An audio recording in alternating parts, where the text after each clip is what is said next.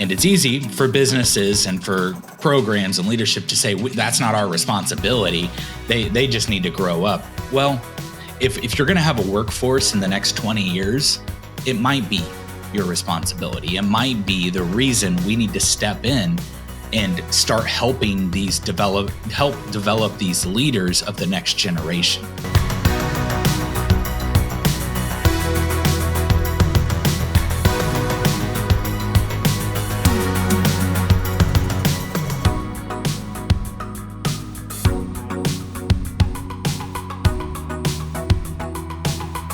Welcome back to the Culture Based Podcast. I'm Dustin. He's Blake. Episode 66. We have reached the end of October, and today we're going to talk about mentorship and leadership development, growing future leaders within your team. Before we get into that, I want to remind you that we're here to help leaders know what they're about, show where they're going, and develop a scalable team to get them there. If you're listening on an audio podcast platform, we're glad that you're here. We would love any kind of 5-star rating or review that your platform provides. If you're watching on YouTube, hello there. We're so glad to see you. Or you see us. I guess we don't really see you, but you know what I mean.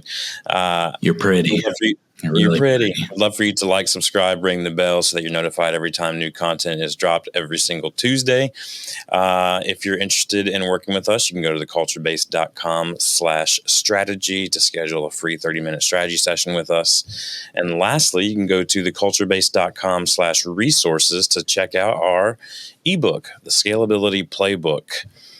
Proven methods for building high performance teams. You can get a free copy of this ebook at theculturebase.com/resources. And finally, Blake, what you've been waiting for, you can catch us on the socials at the Culture Base, BASE. I have a friend who listened to one of our podcasts, or he said the social medias the other day. And okay. I was like, have you listened to our podcast? He's like, no, why? And I told him about you, and he's like, no, that's my kind of people.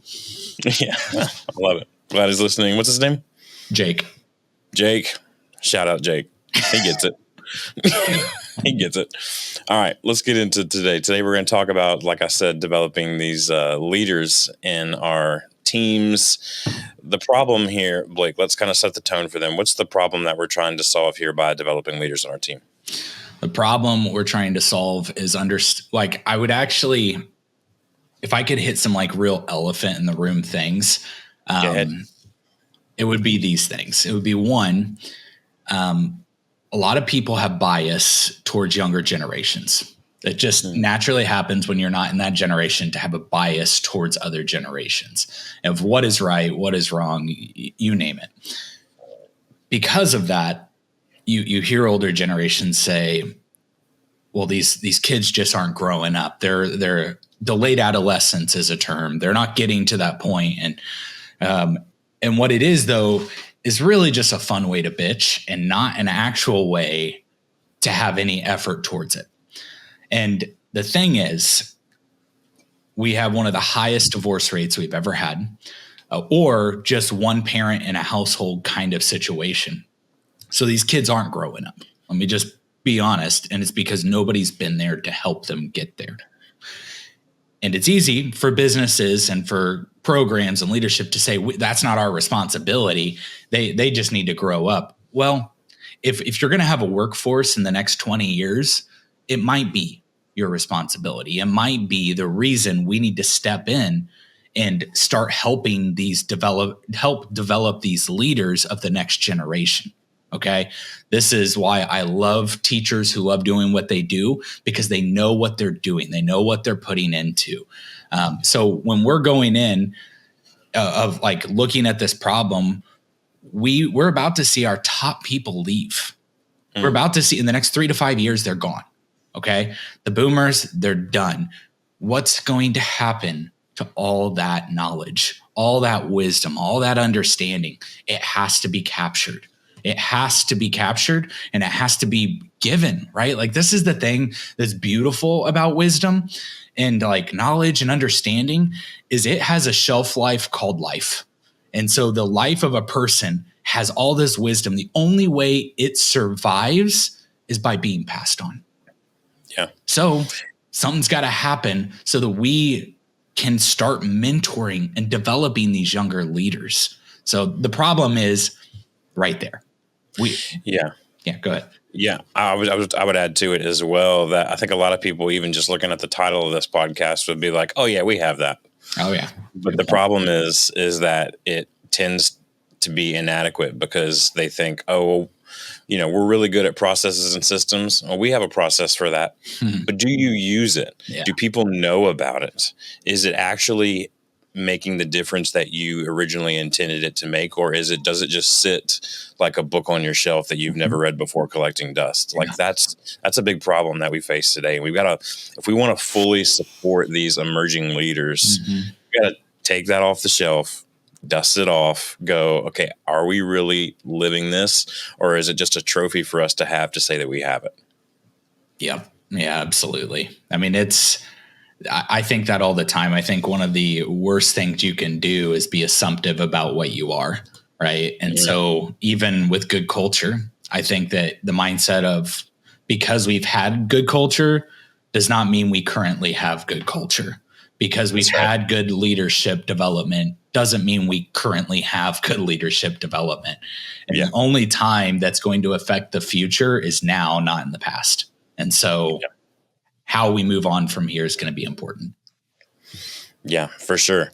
All right, well, let's get into the solution here. I think there's lots of problems we could probably cover, but if you've noticed over the last 4, 5, 6 episodes, we're trying to keep it tight for those like yourself who are on a tight deadline and have just a few minutes in the car or wherever you're watching or listening. And so let's get on to the solution here. So we've kind of painted the problem. The solution, let's start with that. We actually, if we don't have a mentorship program, this is an easy solution. Yeah. Start one. Start one. Yeah. Establish a structured mentorship program. What's that look like, Blake? Yeah, I love that. Like, one of my favorite quotes is to begin. Like, it doesn't matter. And I think there's an elegance in that quote right there that I think helps establishing that structured mentorship program, because you, as a leader, as a developer, as a creative, as a business owner, as an entrepreneur, I don't care who you are, you want to create something great. Cool. Let's start with creating something shitty first, because if you don't start somewhere, you're not going to have great eventually. And you don't know what you need to know about a good mentorship program for your organization until you're in your organization doing it. Okay, this is something we're building as it's flying. So my biggest encouragement as you're going to create a structured program is that you've got to get away from perfect. And like, what's more important than perfect is consistent. In mentorship and development, it's like, I can study so much about being a good dad. I can do all that work. But if I'm not there for my kid and I'm out studying about how to be a good dad and how to create the right programs in my kids' lives, those programs aren't going to land the same way as constant consistency will land. Okay. Gallup talks about someone loving where they work or connecting with where they work or feeling appreciated by, and this is such a horrible statistic for our nation, by the way, but by one positive interaction from their direct manager in the last 7 days. Damn, that should tell us about what a bad organization looks like. Yeah. It's presence. You cannot have impact. You cannot have influence without presence.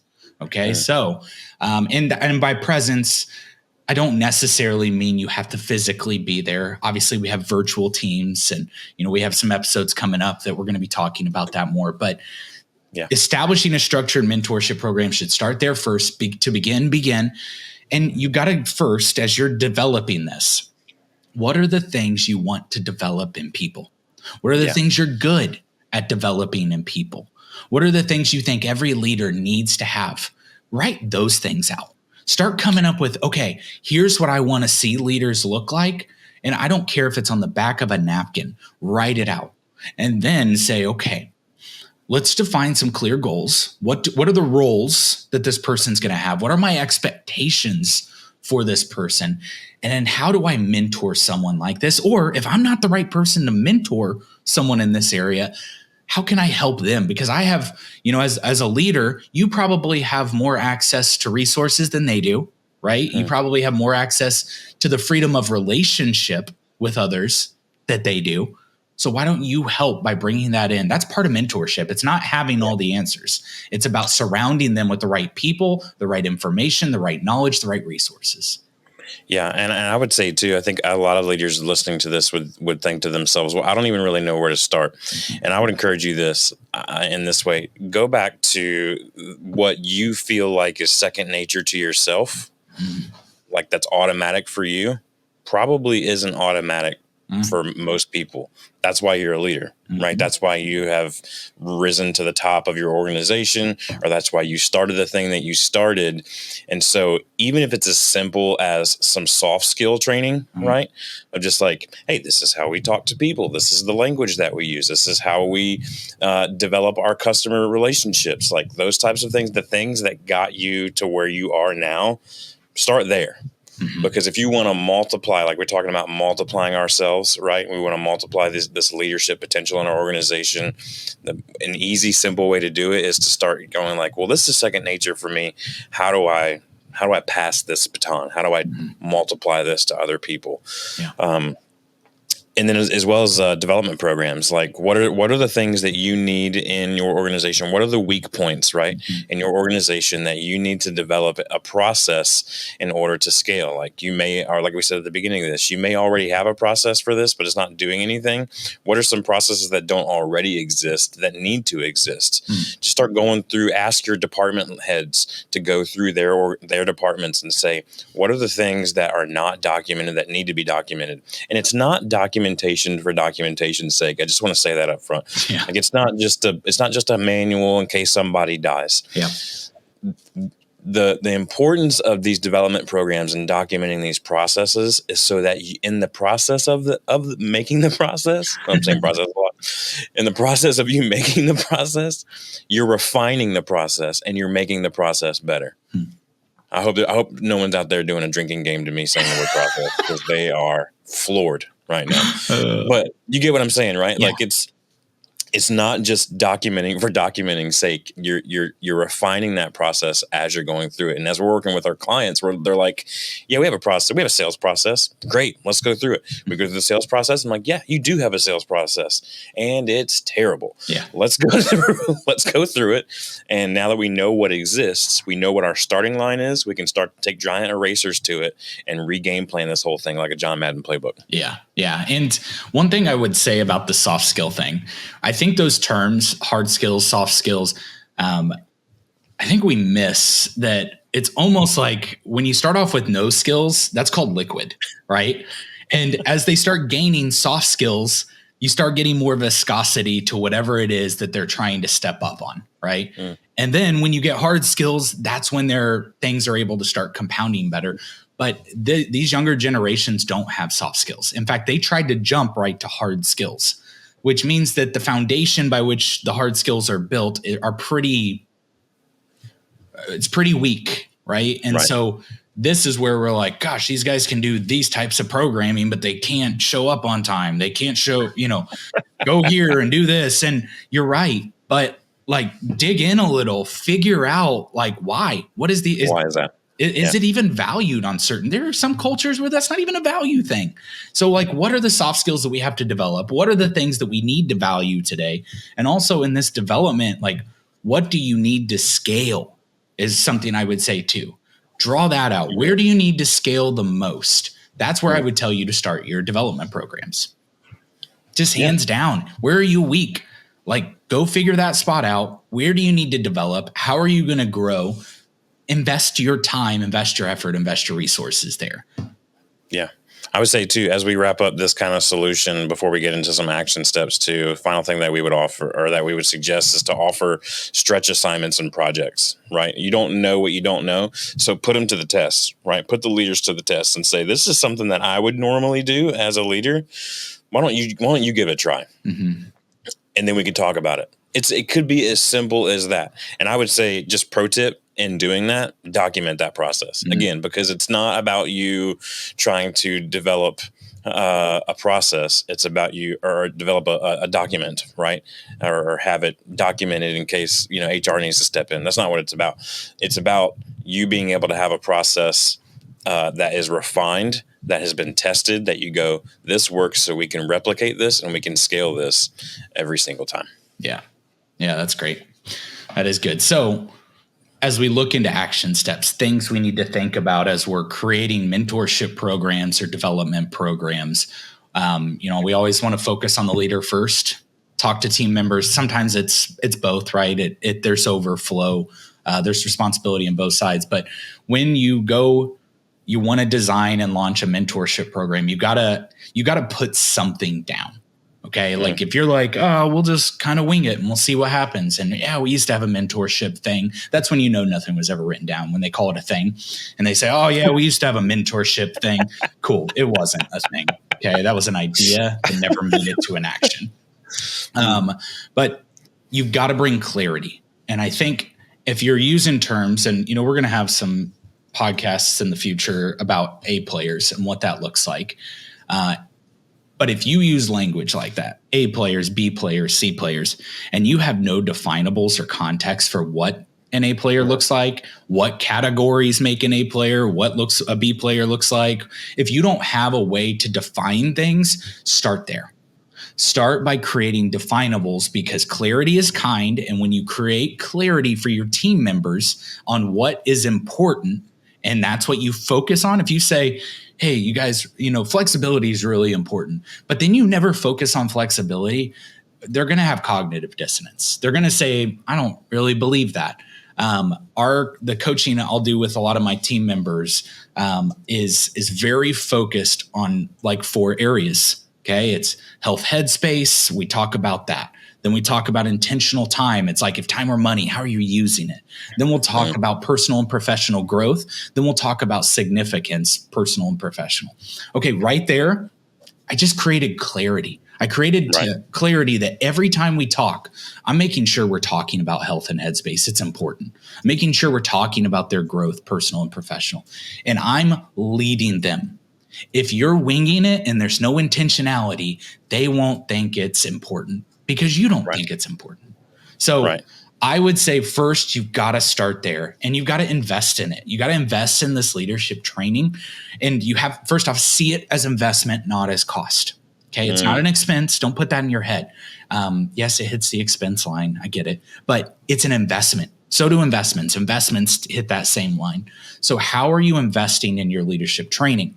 At one of the organizations I'm running, we have a person who is completely dedicated to this. That used to be me. Now I'm paying someone's full-time salary to do this.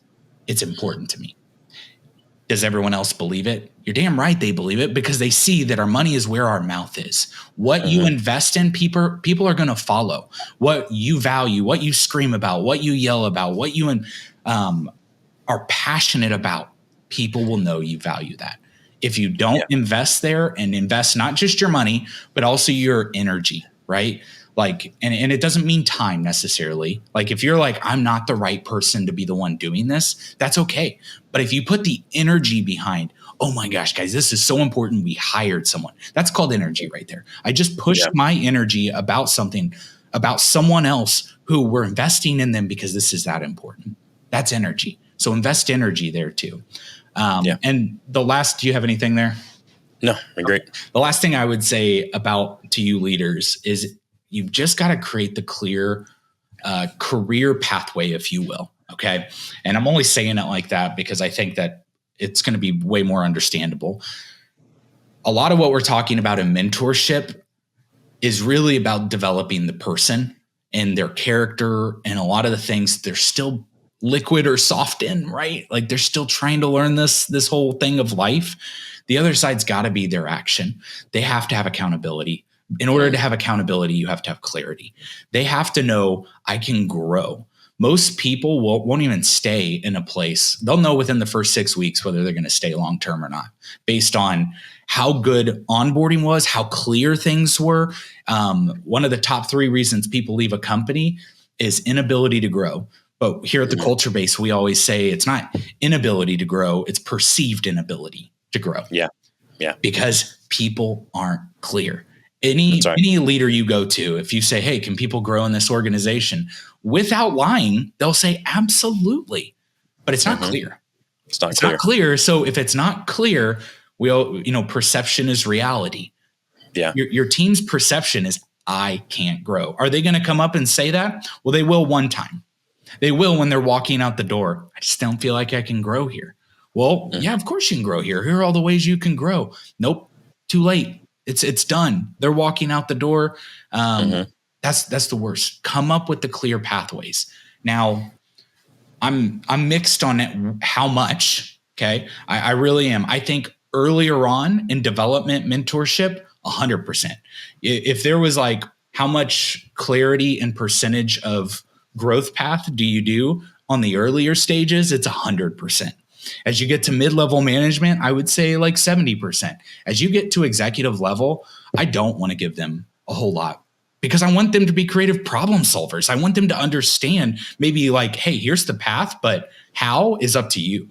Like as you get into that executive level, I'm not going to be like, I'm going to spoon feed no, they're hard skill people. Let them figure part of that out. Let them bring autonomy. Let them bring their personality into the position.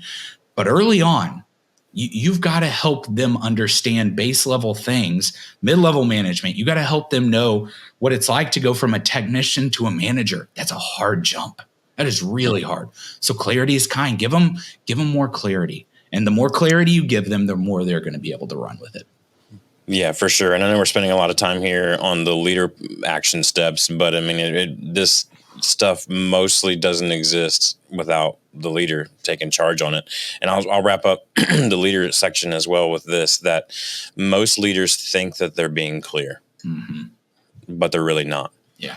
And that is just the other side of the coin of the cost of being a visionary.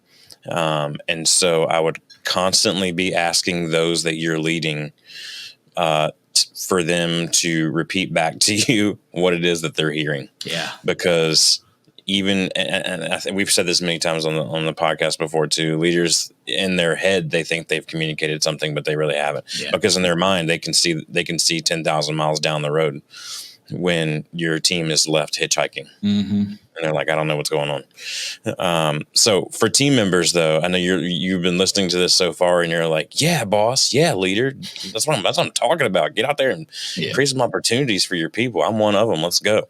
Here's what I would say, and we have some advice on you for action steps as well. Like, hey, if there's not something within your company, apply for mentorship programs outside of your organization.